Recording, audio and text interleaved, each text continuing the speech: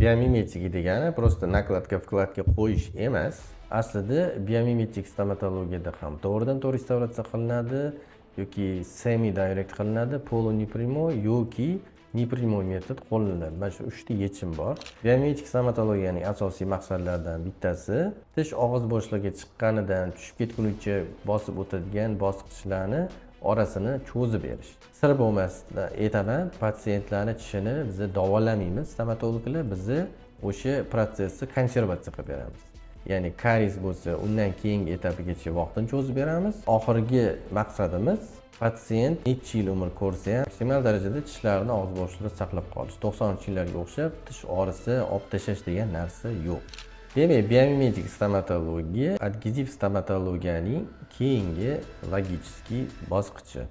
Ya'ni adgeziv stomatologiyada uchraydigan kamchilik va nuqsonlarni bartaraf etib, har bitta bosqichni maksimal darajada bajarishga qaratilgan.